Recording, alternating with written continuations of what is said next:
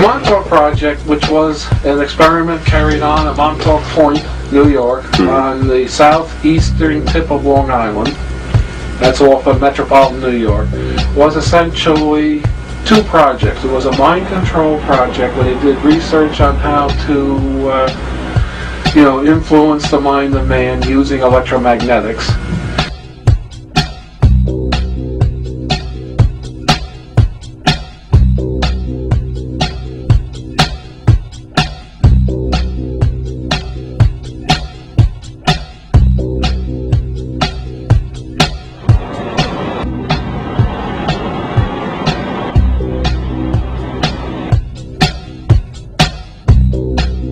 Montauk Monster! Part 2.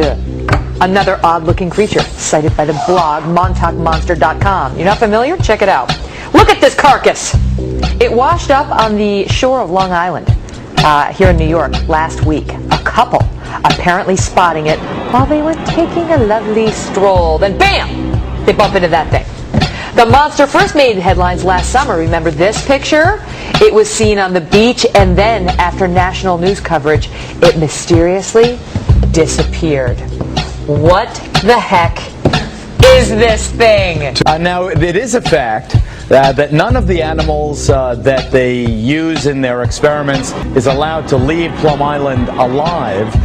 Why couldn't the Montauk Monster be some critter that they were tinkering with that somehow went into the water and got swept by that outgoing tide? Montauk is south and east of Plum Island, not that far, maybe 10 miles as the crow flies, maybe less even. Why couldn't it be that?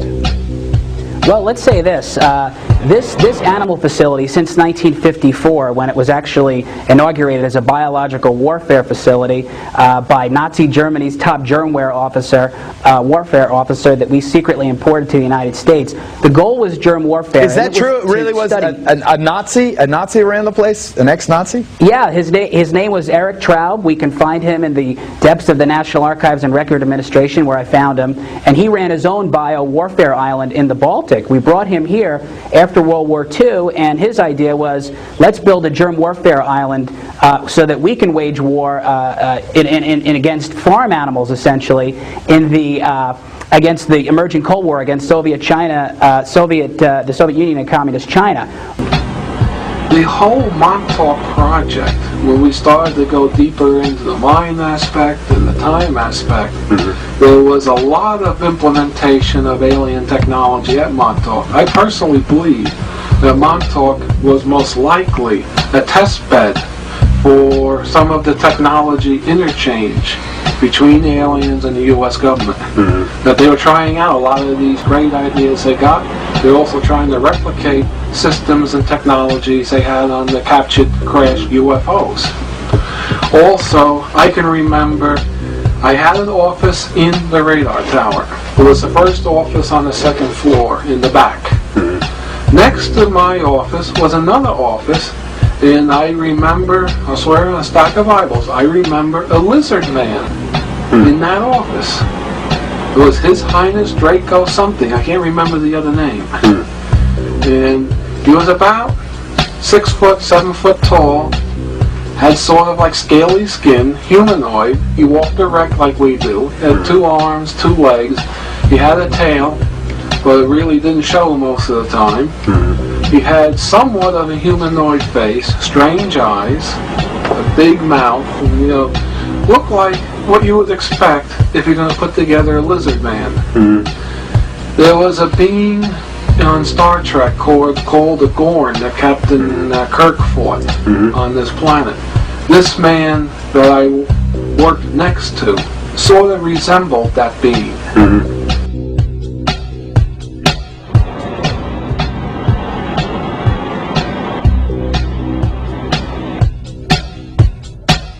Single occasion, I was in the main corridor at the base, and coming out of the room along the main corridor was this very large creature, very tall, well over 6 foot, being accompanied by 2 men in suits, which I took to be NSA operatives. They're the only ones who don't wear badges in the place. I just stopped in my tracks, very, very shaken. I mean, it's a very powerful looking being, very difficult to describe, just very, very tall, very well built, very strong, well over, as I say, well over 6 feet. He must have towered at least a foot over my head. A greeny, browny, mottled type of skin. I tried to take in as many details as possible, but as I say, it literally caught me unawares. I was really put into shock. Didn't know what the hell it was. It was just casually walking along the main corridor with the 2 operatives. Got a very strong sense of evil and nastiness about the thing. It worried me for quite a while afterwards. I mean, you know, you're never told. The security people are last to be told what's going on. But it was inferred by others at the time that that was one of the reptile species. Of course, it didn't mean that much to me at the time. But every time you asked questions, no one wanted to answer. It was just strongly inferred that, yeah, that was a reptilian, you don't want to mess with that, and it was just left at that.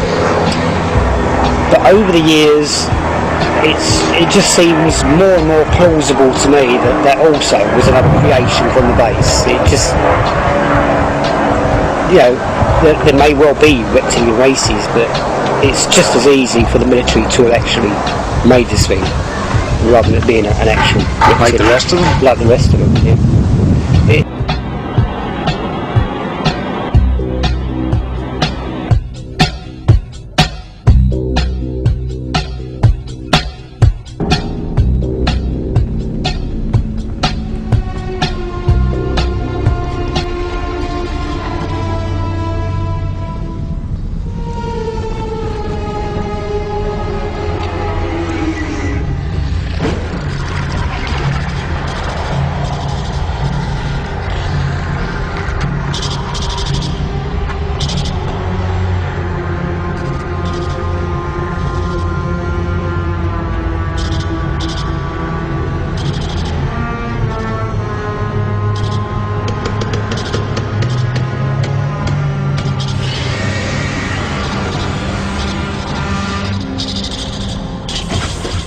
You didn't tell me that you had a child.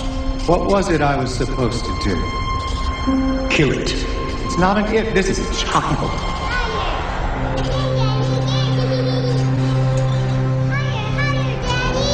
I hate you! I hate your guts! I wish you were dead! These people, they said they're dangerous. More dangerous than you? Dad, are you serious? They killed Carl and my mother. Please, Dad. Help me. She's not my daughter. She means nothing to me. So if you want to kill her, go ahead.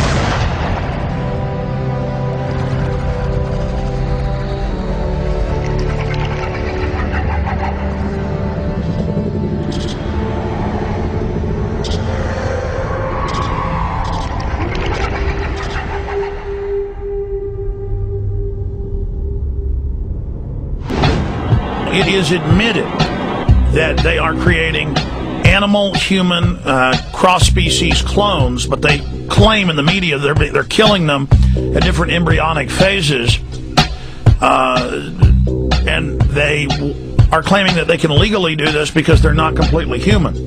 And then going back over 10 years ago, major British papers and others reported that quietly biotech firms, especially in China, Hong Kong, South Korea, where there's really no control, they have been creating animal-human hybrids in the embryonic phase and implanting them in cows. They're part bovine, or they have genetic traits of cows so that they're not rejected, and also they can grow the humanoids up larger in utero in the cow. Now,